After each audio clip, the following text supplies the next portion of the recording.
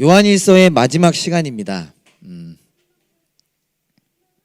여러분 어떻게 느끼실지 몰라도 저는, 그리고 아마 우리 목회팀은 이렇게 기대감이 있기 때문에 또 요한일서를 시작하면서 그 기대감이 또 이루어지는 것을 이제 기대하면서 하면서 이렇게 뭐 아쉬움도 있고 한데, 저도 오늘 마지막 시간인데요. 여러분 지난주 말씀 기억하시나요? 우리 귀영존 삶을 통해서 하나님의 증언이라는 제목으로 말씀 전해주셨는데, 그 중에 제가 생각하기에 핵심이었던 부분이 뭐가 있었냐면, 하나님의 증언이 무엇이었는가? 하나님이 이 땅에 자신의 아들 예수님을 보내주셨다. 만지지 말래요. 그러니까 여러분 집중하시라는 얘기예요 지금 로데미가. 다른 짓 하지 마 이 얘기잖아요 지금. 두 번째, 그 하나님의 아들 예수님을 통해 우리에게 영원한 생명을 주셨다. 이게 하나님의 증언이었습니다. 예수님을 보내주셨다. 예수님을 통해 영원한 생명을 주셨다. 제가 오늘요 통독을 하는데 설교하는 날은 유독 그럴 수 있는데, 통독하면서 더 깊은 은혜를 체험했거든요. 여러분들도 혹시 그 통독 하셨나 모르겠는데, 제가 읽어드릴게요. 제가 성경 있는 분들은 한번 펼쳐보셔도 좋겠지만, 누가복음 3장 1절에 보면, 오늘 우리 한 70명 정도가 통독 같이 하잖아요. 전체 통독. 누가복음은 아닌가? 누가복음은 6개월 통독하는. 내가 착각했네. 미안합니다. 누가복음을 읽다 보니까 너무 술술 읽혀가지고 1년 통독인 줄 착각했네. 죄송합니다. 제가 읽어드릴게요. 그럼 몇 명 안 읽었겠구나 이거. 누가복음 3장에 보면요 이렇게 시작해요. 좀 재미없게 시작하는데, 디베리오 황제가 왕위에 오른 지 15째 해에 본디오 빌라도가 총독으로 유대를 통치하고, 헤롯이 분봉왕으로 갈릴리를 다스리고, 그의 동생 빌립이 분봉왕으로 이두레와 드나고리 지방을 다스리고, 루사니아가 분봉왕으로 아빌레네를 다스리고, 안나스와 가야바가 대제상으로 있을 때에, 이거 굳이 필요 없는 거 지금 정치적인 얘기 해주고 있잖아요. 이게 뭐냐면, 여기는 이 왕이 다스리고, 저기는 저 왕이 다스리고, 저기는 저 왕이 다스리고, 날고 긴다는 사람들이 세상을 다스릴 때, 이렇게 해석해도 됩니다. 최고의 권력가들이 세상을 다스릴 때, 그러면서 괄호 열고, 그 세상은 여전히 희망이 없을 때, 이런 식으로 해석하시면 돼요. 이게 우리가 읽을 땐 재미가 없는데 이제 이렇게 이해하시면 됩니다. 그러면서 뭘 설명하기 위해서 이렇게 묘사하셨냐? 하나님의 말씀이 광야에 있는 사가랴의 아들 요한에게 내렸다. 제가 오늘 이 말씀을 읽는데요, 제 마음이 막 요동쳤습니다. 좀 오반가요? 아침에 새벽은 아니다. 오늘은 좀 늦게 일어나서 아침에 주한이랑 주혜리가 언제 깰까 노심초사하면서 제가 성경 읽거든요. 걔네가 깨면 이제 그만 읽어야 돼. 그래서 눈치 보면서 막 성경을 읽어요. 눈치 보면서. 근데 오늘 막 흥분이 돼가지고, 이 세상에 희망이 없을 때 사가랴의 아들 침례 요한, 세례 요한에게 하나님의 말씀이 내렸대요. 그러면서 그가 3절에 보면, 온 지역을 돌아다니면서 죄 사함을 받게 하는 회개 침례를 선포하고요, 사람들이 그 자리로 찾아옵니다. 어쩜 이렇게 우리 합이 잘 맞는지. 제가 왜 이렇게 흥분이 되냐? 부족하지만 오늘 말씀을 저와 여러분들이 함께 요한일서 마지막 말씀을 나눌 때, 저는 부족하지만 이 자리에 하나님의 말씀이 임하기를 제가 기대했습니다. 한 사람이라도.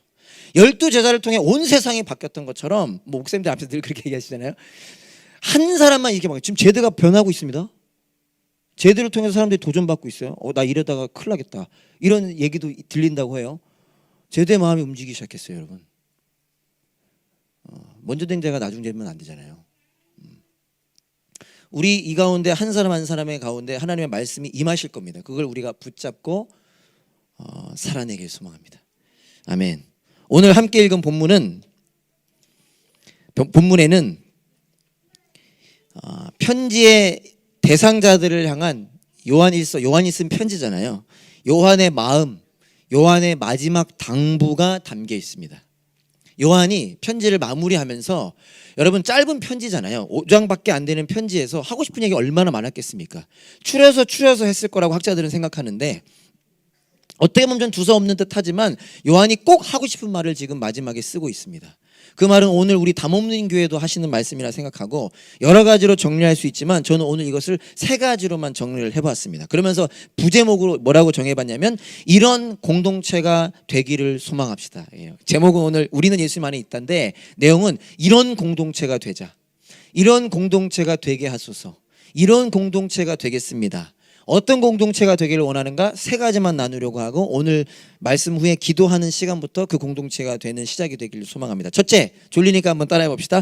영원한 생명을 알고 알게 하는 공동체.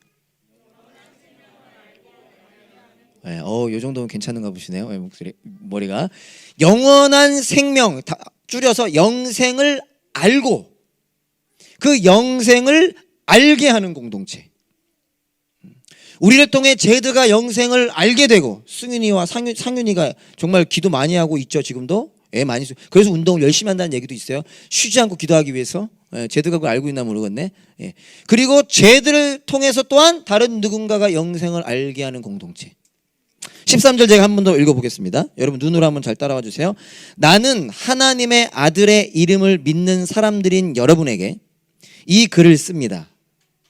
그것은 여러분이 영원한 생명을 가지고 있다는 것을 알게 하려는 것입니다.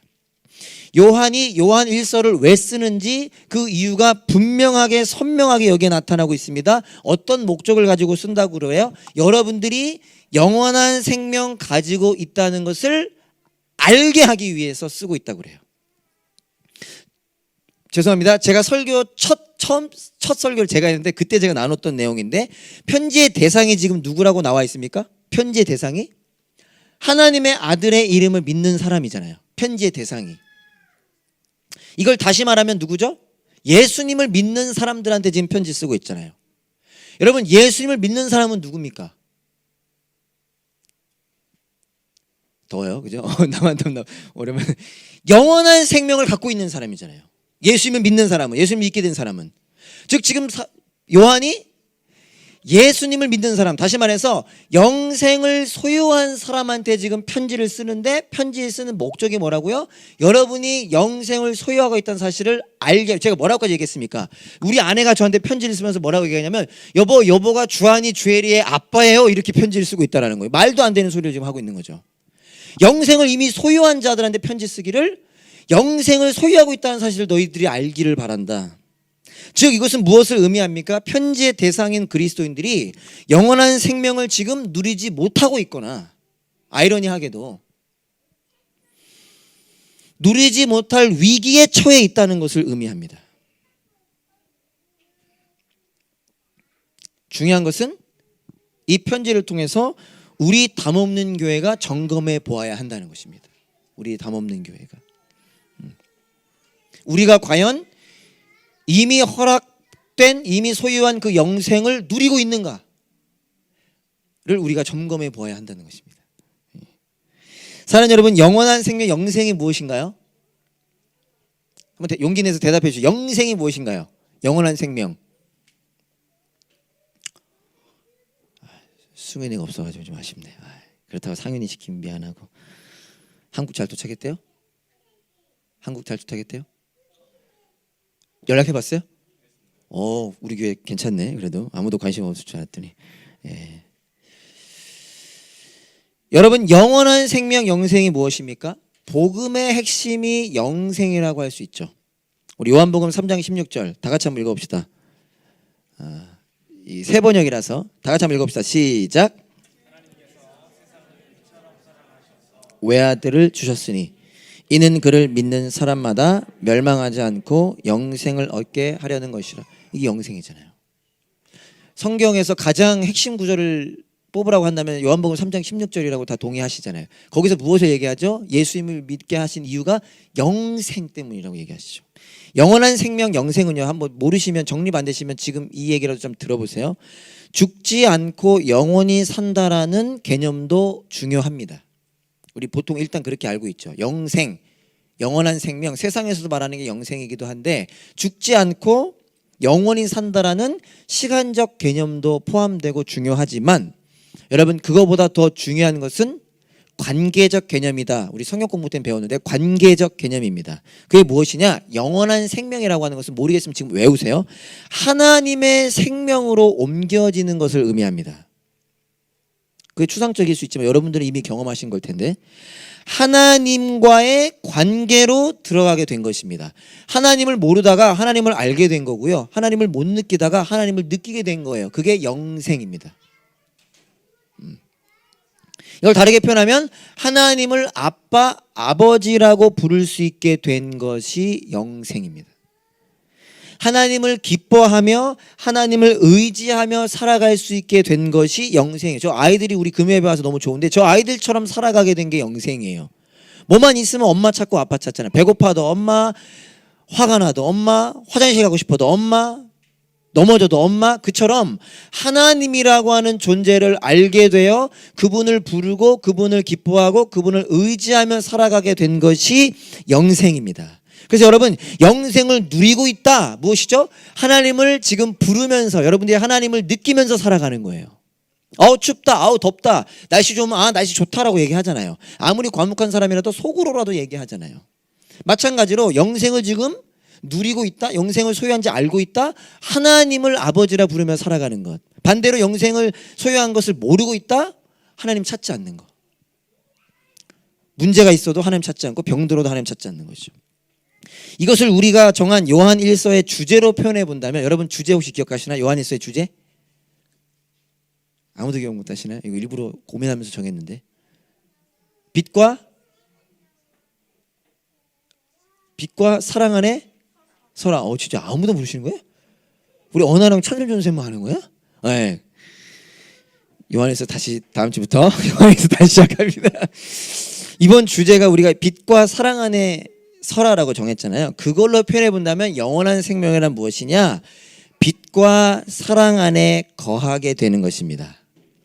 생명의 빛을 소유하게 돼서 그 빛을 누리고 나타내는 것이고요. 참 사랑을 경험하게 돼서 그 사랑을 누리고 나타내는 것, 그것이 영원한 생명입니다. 사랑하는 여러분, 우리는 이 은혜를 경험하였습니까? 경험했다고 한다면 지금도 경험하고 있으십니까?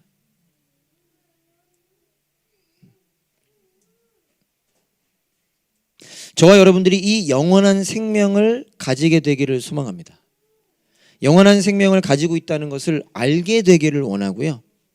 그렇기 때문에 다른 이들이 이 영원한 생명을 알게 하는 공동체가 되기를 소망합니다. 오늘은 금요예배가 특별히 금요예배 팀이 특별히 찬센전사님 생일이었거든요, 어제가. 근데 락다운 때 얼마나 꿀꿀했겠습니까? 그래서 우리가 요 옆에 식당에서 밥을 먹고 왔거든요.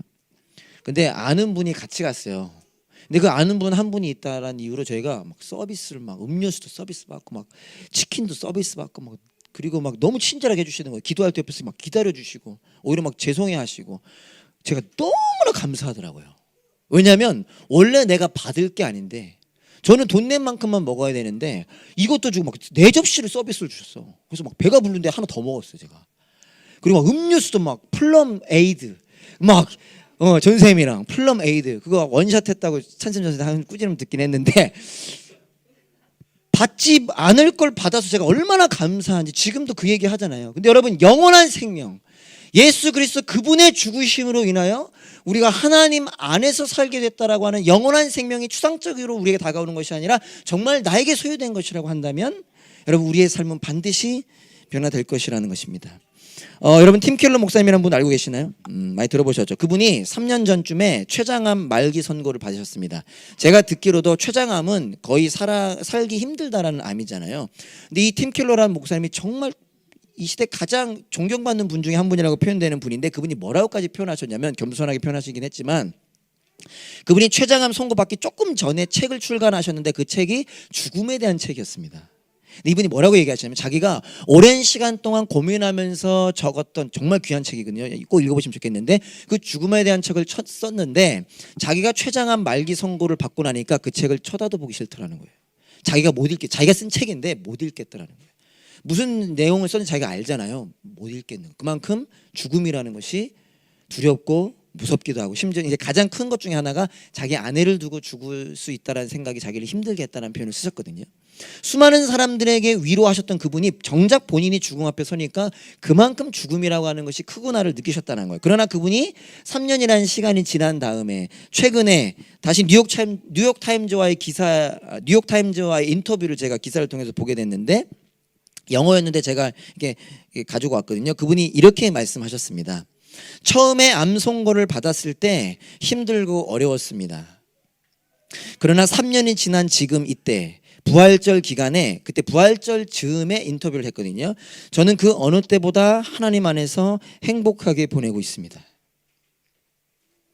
예수님께서 부활하신 것이 사실이라면, 그리고 예수님의 부활이 나에게도 사실로 이루어진다면 하나님은 모든 것을 바르게 하실 거라는 믿음으로 살아갈 수 있습니다. 그러면서 이분이 이런 얘기합니다. 우리의 고난은 지나갈 것입니다. 모든 악은 지나갈 것입니다. 우리의 죽음도 지나갈 것입니다. 나이가 드는 것도 지나갈 것입니다. 저의 췌장암도 지나갈 것입니다. 이렇게 얘기하셨어요. 어떤 얘기입니까? 부활이, 예수님이 십자가에 죽으시고 3일 만에 부활하신 그 부활이 사실이라면, 그리고 그 부활을 내가 믿는다면 좀 더딜지는 몰라도 우리의 삶의 자세가 반드시 달라질 거라는 거예요. 자신은 없을 수 있겠습니다. 팀 켈러 목사님마저도, 물론 그분이 그렇다고 다 그런 건 아니지만, 그 존경받는 그분도 췌장암 선고를 받은 그 순간에는 본인이 쓴 책도 읽기 힘들 정도로 인간이 연약하고 부족하지만 거기서 끝나지 않는다라는 겁니다. 부활이 나에게 이루어진 일이라면, 다른 말로 영원한 생명을 내가 소유하게 됐다면, 영원한 나라를 보게 됐다면, 죽음 너머를 보게 됐다고 한다면 반드시 우리는 달라질 거라는 거예요. 반드시 달라질 거라는 거예요. 여러분, 영원한 생명을 알게 되면, 이게 여전히 많은 분들에게, 저마저도 그렇겠죠. 어느 부분만 우리가 알고 상당 부분이 추상적일 수 있겠지만, 여러분 그럼에도 불구하고 오늘 이 시간 기억합시다. 영원한 생명을 알게 되고 소유하게 되면 무엇이 진짜 중요한 것인가, 가치관이 달라지게 됩니다. 그런 얘기 우리 많이 하죠. 만약 내일 죽는다면, 내일 지구의 종말이 온다면 우리의 삶이 반드시 변할 거라고 얘기하는데, 여러분 그보다 큰 영원한 생명을 알게 된다면 가치관이 달라지게 될 것입니다. 우리의 삶의 자세와 삶의 모습이 달라지게 될 것입니다. 그 은혜를 누리는 우리 모두가 되기를 소망합니다. 영생을 알아서 영생을 알게 하는 공동체. 우리 담없는 교회가 이번 주일이 10주년입니다. 10년이 됐어요. 더뎌 보여도 우리도 반드시 성장하고 있을 거라고 저는 믿고 싶은데요. 우리 교회가 한 가지 붙잡고 싶어하는 거 바로 그것입니다. 영원한 생명이 있음을 사람들에게 알려주는 거예요. 내가 사랑하는 자들에게. 그런 저와 여러분 될 수 있기를 간절히 소망합니다. 두 번째, 죄와 맞서 싸우는 공동체. 한번 따라해 주시겠습니까? 죄와 맞서 싸우는 공동체. 우리 담없는 교회가 어떤 공동체가 되기를 원하느냐? 죄와 맞서 싸우는 공동체가 되기 원합니다. 너무 익숙하지만 잊어버리기 쉬운 내용이죠. 죄와 관련된 요한의 당부를요, 두 가지로 나눌 수 있습니다. 첫 번째는요, 지체를, 공동체를 생각하라 이고요. 두 번째, 죄와 싸워라입니다. 먼저 공동체에 대한 내용을 이야기하고, 그리고 각자 개인에 대한 내용을 얘기하는데, 먼저 16절 17절을 읽어보겠습니다. 여러분 이 부분이 어렵고 저는 오늘 간단하게 짚고 넘어갈 테니까 여러분 졸리시는 분들은 깨셔서 잘 보시고 나중에 이상한 소리 하시면 안 됩니다. 궁금하면 우리 목회팀에게 질문해 주시면 될 텐데, 제가 한번 16절 17절 빨리 읽어볼게요. 누구든지 어떤 교우가, 교회 친구 말하는 거죠. 교우가 죄를 짓는 것을 볼 때에 그것이 죽음에 이르게 하는 죄가 아니면 하나님께 간구하십시오. 그리하면 하나님은 죽을 죄를 짓지 않은 그 사람들에게 생명을 주실 것입니다. 죽을 죄가 있습니다. 이 죄를 두고 간구하라고 하는 말이 아닙니다. 불의한 것은 모두 죄입니다. 그러나 죽음에 이르지 않는 죄도 있습니다. 자, 여기서 핵심은요, 오늘 기억하고자 하는 핵심은 요한이 어떤 교우가, 다른 말로 어떤 지체가, 여기 있는 지체를 말하는 거죠. 죄를 짓는 것을 보면 뭐 하래요? 16절 한번 보여주겠습니다, 선생님. 네. 죄를 짓는 것을 보면 뭐 하래요? 하나님께 간구하래요. 기도하래요. 그럼 이 얘기는 뭡니까? 누군가가 죄를 지을 때 그냥 지나치지 말라는 겁니다. 그냥 지나치지 말라는 거예요. 이게 실천하기 어려우시면 적어도 여러분들이 속한 셀그룹만으로도 실천해 보시면 좋겠습니다. 여러분들의 사랑하는 지체들이 죄를 짓는 것을 보면 그냥 지나치지 말라는 거예요. 그리고 오늘 본문에서 무엇을 먼저 얘기하고 있느냐? 이야기하는 것 너무 중요한데 기도하라는 거예요. 기도하라는 거예요. 공동체 한 사람 한 사람은 모두가 소중한 존재인데 죄는 그 사람이 하나님의 은혜와 축복을 누리지 못하게 하기 때문입니다. 여러분, 우리 모두가 죄를 지을 수 있나요, 없나요? 죄를 너무나 많이 짓죠. 너무나 많이 죄를 짓는데 그 죄가요, 하나님과 우리의 관계를 막습니다. 그래서 영생을 누리지 못하며 살아가게 되는 거예요. 그래서 승리하지 못하며 살아가게 되는 겁니다. 그러니까 어떻게 하라? 공동체에 관심을 가져라. 공동체의 죄 문제에 관심을 가져라. 우리 옆 사람에게 이렇게 한번 얘기해 볼까요? 제가 관심 갖겠습니다. 네. 언니야, 동생아, 내가 관심 갖겠습니다. 여러분, 저한테 관심을 가져달라는 말이에요. 네, 지금 쟤네도 우니까 우리 관심 가져. 네. 우는 애 그냥 두지 않죠. 특별한 경우를 제외하고 엄마가 교육할 때 빼고. 죄를 지을 때 여러분 그냥 두지 말라는 겁니다. 저에게 관심을 가져주세요. 여러분들 주위에 관심을 가져주세요. 히브리서 3장 13절 준비됐을 때 제가 한번 읽어보겠습니다. 여러분 보세요. 히브리서 3장 13절에 오늘이라고 하는 그날 어떻게 하래요? 오늘 어떻게 하래요? 서로 권면하여 아무도 죄의 유혹에 빠져 완고하게 되지 않도록 하십시오. 저와 여러분들이 이렇게 되기를 소망합니다. 네, 오늘부터. 근데 여러분, 한 가지 어려운 게 있습니다. 16절 다시 보여주시면 뭐가 표현되고 있냐면 죽음에 이르게 하는 죄가 있고요, 죽음에 이르지 않는 죄가 있어요. 이거 성경 읽으면서 궁금하셨던 분? 한 분, 두 분, 세 분, 세 분이나 있네요. 이게 요즘 성경 통독할 때 한 번 구원 받은 사람 구원 이룰 수 있습니까 없습니까? 주제가 연결되는 거죠. 여러분, 오늘 들으시고 헷갈리거나 또 까먹으시거나 어려우시면 저희 목기팀에게 꼭 또 다시 질문하시면 되겠습니다. 자, 여기 보면 죽음에 이르는, 제가 간단히 짚고 넘어갈게요. 죽음에 이르는 죄가 있고 죽음에 이르지 않는 죄가 있어요. 이 죽음에 이르는 죄를 히브리서나 특히 마가복음, 마태복음 같은 경우는 성령을 모독하는 죄 이렇게도 표현됩니다. 그래서 다 용서되는데 성령을 모독하는 죄는 용서받을 수 없다. 이게 사실 되게 어려운 부분이에요. 학자들마다 의견이 조금 다르기도 합니다. 그러나 또 대부분 공통되기도 하고, 제가 붙잡는 건 뭐냐면 이게 간단합니다. 여러분, 이렇게 생각하면 쉬워요. 여러분, 십자가 복음의 핵심이 무엇입니까? 십자가 복음의 핵심은 예수님 믿으면 모든 죄가 용서받는다요. 여러분이 이것만 일단 기억하시면 헷갈리잖아요.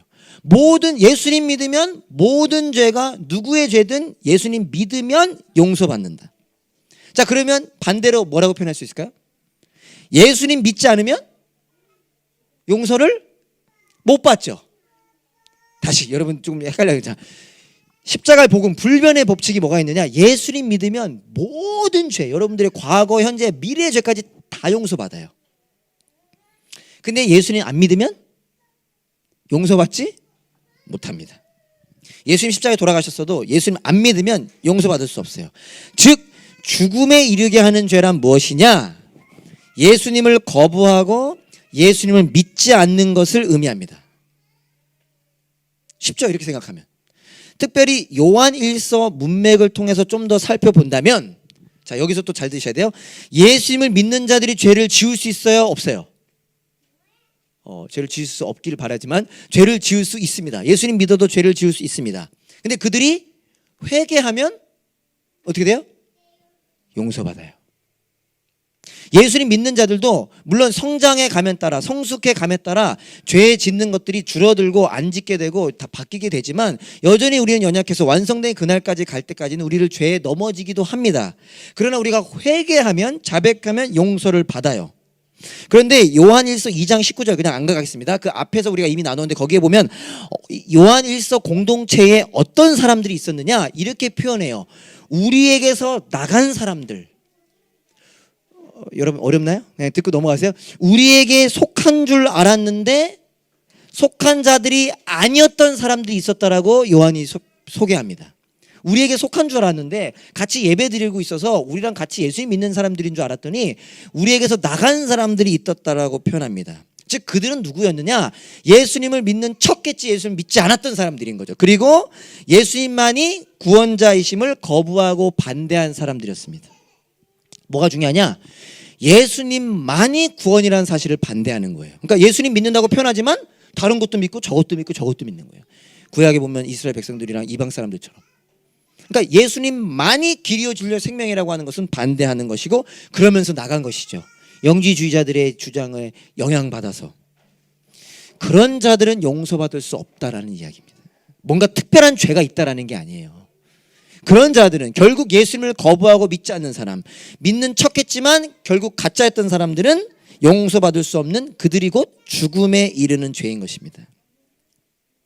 어쨌든 이것을 여러분들이 그냥 혹시나 헷갈리시면 이해하시고 우리가 기억하고자 하는 것은 무엇이냐? 죄와 맞서 싸울 때 첫 번째, 공동체에 관심을 가져라. 사랑하는 남편, 사랑하는 아내, 사랑하는 자녀, 사랑하는 부모 당연히 관심 갖겠지만 여러분 그들이 죄에 넘어지나 안 넘어지나에는 자칫 관심 없을 수도 있습니다. 여러분들이 관심 가지고 특히 우리 담없는 교회 10주년을 맞이한 이때에 우리 교회가 더욱 죄에 민감하게 반응하는 교회가 될 수 있도록 우리가 힘쓰기를 바라는 것입니다. 18절 21절을 제가 한번 더 읽어보겠습니다. 18절부터 21절까지. 하나님에게서 태어난 사람은 누구든지 죄를 짓지 않는다는 것을 우리는 압니다. 하나님에게서 태어나신 분이 그 사람을 지켜주심으로 악마가 그를 해치지 못합니다. 우리가 하나님에게서 났다는 것을 우리는 압니다. 그런데 온 세상은 악마의 세력 아래 놓여 있습니다. 하나님의 아들이 오셔서 참되신 분을 알 수 있도록 우리에게 이해력을 주신 것을 우리는 압니다. 우리는 그 참되신 분 곧 하나님의 아들 예수 그리스도 안에 있습니다. 이분이 참 하나님이시요 영원한 생명이십니다. 자녀된 여러분은 우상을 멀리하십시오. 죄와 관련하여 요한의 두 번째 당부는 무엇이냐? 죄와 싸워라는 것입니다. 우리 각자에게 하시는 말씀이죠. 요한은 우리 한 사람 한 사람이 죄와 싸워야 한다는 것을 당부합니다. 여러분 앞에서 우리가 봤던 요한일서 1장 9절 10절을 볼게요. 요한일서 1장 9절 10절을 보면 여러분 잘 아시는 말씀이죠. 우리가 우리 죄를 자백하면 하나님은 신실하시고 의로우신 분이셔서 우리 죄를 용서하시고 모든 불의에서 우리를 깨끗하게 해주실 것입니다.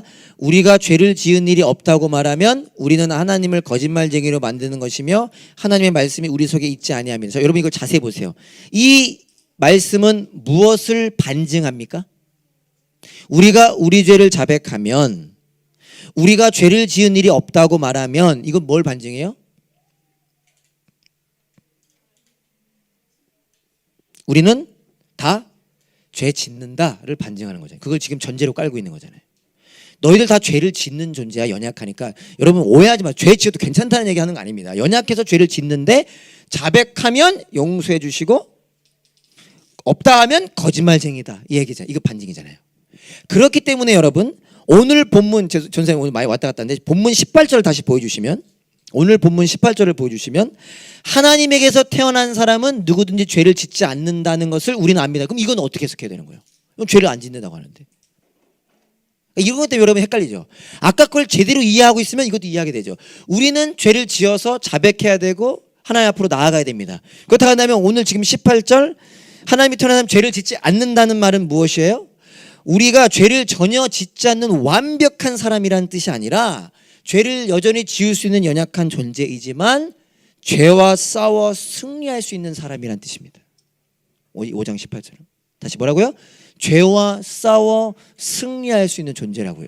문제는 죄와 싸우지 않는다. 그래서 히브리서 기자도 뭐라고 말씀하시죠? 너희들이 아직까지 죄와 싸우되 피 흘리기까지 싸우지 않지 않았느냐. 먹을 거 먹기 위해서는 막 피 흘리면서까지 막 먹잖아요. 우리가 막 어떻게든 먹으려고 막 어떻게든 막 놀러 가려고. 죄와 싸우되 피 흘리기까지 싸우라는 것입니다. 죄와 관련하여 요한은 악마의 존재에 대해서 언급합니다. 우리 지난 주일날 감사하게 나눴죠. 악마의 존재에 대해서 언급하면서 특별히 우상에 대해서 언급합니다. 즉 간단히 말하자면 이런 것입니다. 악마가 우리를 공격하는데 무엇으로 공격하느냐? 우상으로 공격한다는 거예요. 우상으로. 여러분 유명한 책들 많죠. 우상 관련된 영화나 책들 많잖아요. 지금 우리에게 다가오는 악마의 우상의 공격은 뭐 다른 이방 신들로 다가오지는 않을 확률이 커요. 우리는 예수님 믿으니까요. 근데 뭐가 우상이 될 수 있다고요? 돈이 우상일 수 있고, 운동도 우상일 수 있고, 음식도 우상일 수 있고, 심지어 가족도 우상일 수 있고, 그죠? 주님보다 앞서는 모든 것은 우상입니다. 악마도 뭐 어떻게 우리를 공격한다고 그래요? 천사로 가장해서 우리를 공격한다고 얘기하잖아요. 사단이 예수님 공격할 때 말씀 인용하면서 공격했습니다. 그러니까 이제 우리는 드러난 우상의 공격을 받는다기보다는 그럴 수도 있지만 감춰져 있는 우상의 공격을 우리는 받게 된다는 것입니다. 그것을 요한이 조심하라는 거예요. 이 살기 좋은 도시 멜번을 사는데 다 괜찮아 보이는 것들로 가장해서 우리를 공격한다는 것입니다. 그리고 그 우상의 공격은 결국 무엇이냐? 우리가 하나님이 아닌 그 우상을 가까이 하도록 섬기는 것입니다. 금요일이니까 좀 더 여러분들을 이해해 주실 거라고 생각해요. 여러분들이 좋아하는 거 있죠. 건설적인 것들 좋아하는 것들 있죠. 그것이 여러분 하나님보다 앞선다면 그게 틀렸다 잘못됐다는 얘기보다 더 중요한 것은 무엇이냐? 여러분들은 저절로 하나님과의 관계는 멀어진다는 것입니다. 그러니까 우리가 성경을 잘못 이해할 때가 있어요. 하나님은 자꾸 우리를 막 재미없게 우리가 힘들게 우리를 싫게 만드는 분이 아닙니다. 더 중요한 것을 놓칠까 봐 걱정하시는 거죠.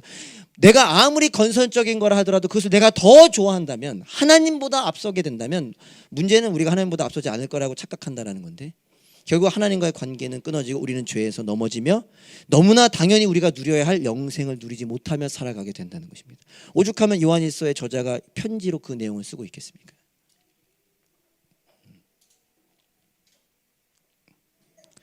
여러분 우상의 궁극적인 실체는 무엇이냐? 결국 우리 자신의 만족을 위해서잖아요. 그러나 그 우상들에는 참 만족이 없습니다. 왜요? 우상이니까요. 거기에는 참 만족이 없습니다. 하나님으로부터 멀어지기만 할 뿐입니다. 요한은 예수님이 그래서 요한은 여기에 이어서 그래서 무엇을 이해하냐? 예수님이 영원한 생명이라고 선포합니다. 즉 죄와 싸워서 우상과 싸워서 승리할 수 있는 가장 강력한 것은 무엇이냐? 예수님 안에 거하는 것입니다. 그래서 여러분 제가 너무 유치하게 우리 섬김이들은 좀 힘들어하는데 여러분들 좋아하는 거 다 건설적인 거라고 하면 다 하라는 거예요. 그러나 뭐부터 하라는 거예요? 우선순위를 정하라는 거예요. 말씀부터 읽으라는 거예요. 예배의 자리부터 지키자라는 겁니다. 기도의 자리부터 지키자라는 거예요. 그것이 시간은 좀 짧을지언정 여러분 뭐 그런 것과 나는 뭐 이거 안 하면 잠도 안 자 이런 것도 있잖아요. 되게 뭐지 있지 않습니까, 그죠? 우선순위로 두라는 것이죠. 죄와 싸워 승리할 수 있는 가장 강력한 방법은 예수님 안에 거하는 것입니다. 예수님을 바라보고 의지하는 것입니다.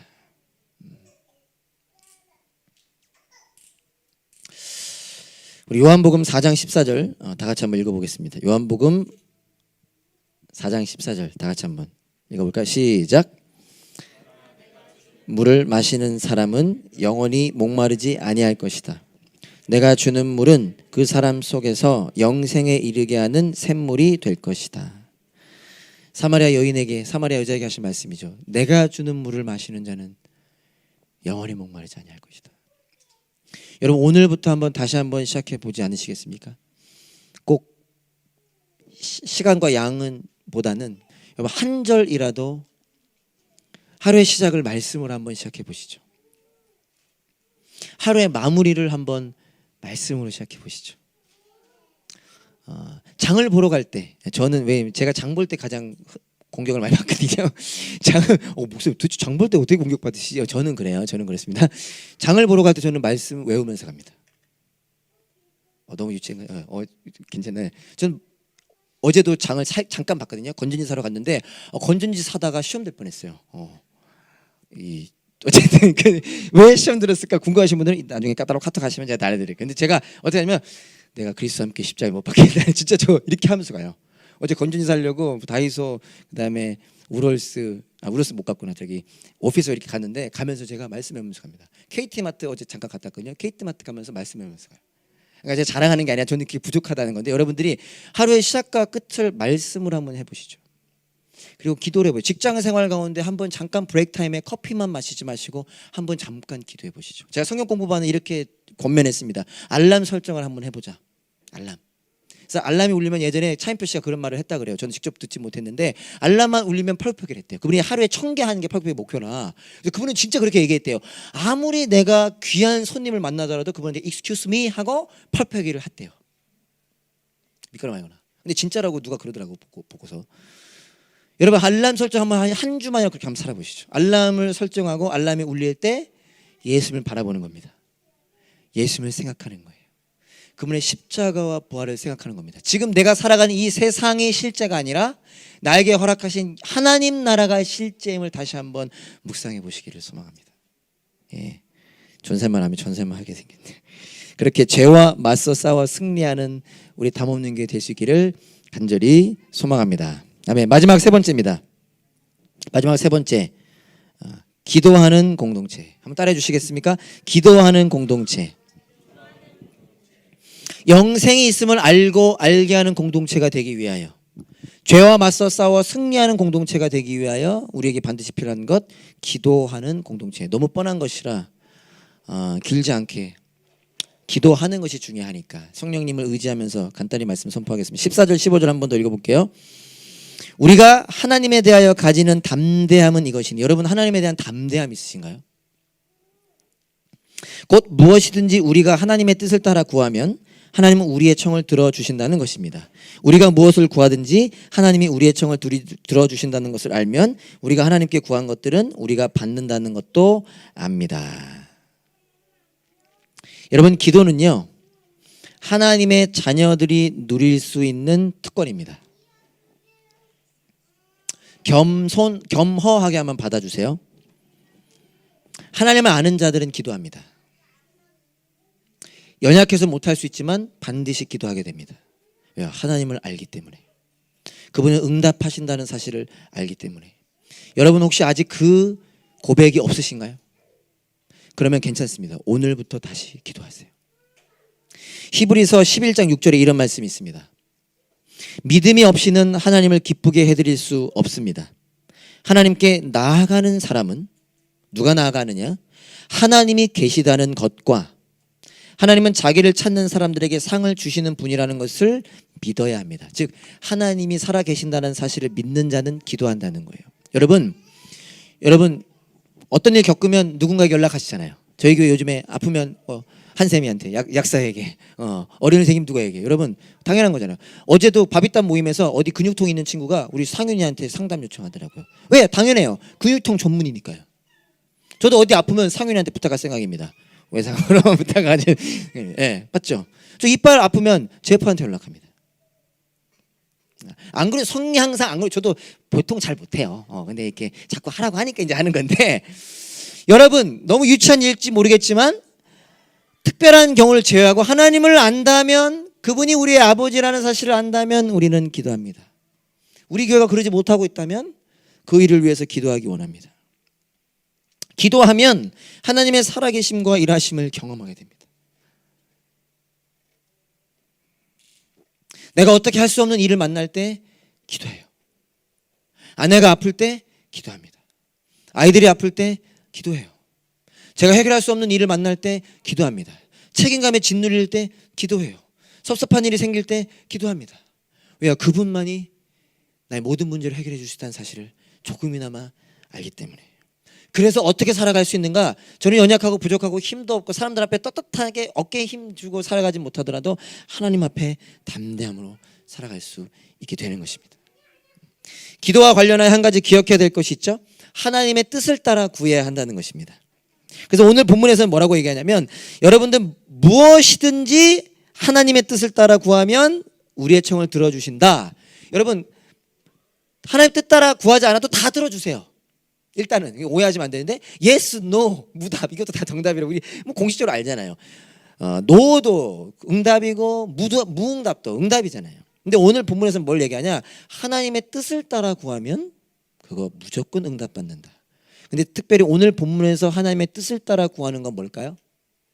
제가 아까 이미 다 말씀드린 영생을 위하여 기도하는 것, 죄와 싸워 승리하는 것을 위해 기도하는 것, 반드시 응답받는다는 것입니다. 여러분 우리 교회 사랑하는 지체들, 오늘도 죄송하지만 우리 제드, 미재 형제님 그 밖에 여러 명의 우리 식구들 위하여 우리가 기도하면 하나님 우리 기도에 응답해 주십니다. 사랑하는 여러분의 가족들을 위하여 기도하면 그 때는 우리가 알 수 없으나 하나님께서 응답해 주십니다. 여러분 죄와 싸워 패배하는 것으로 인하여 힘든 분들 계십니까?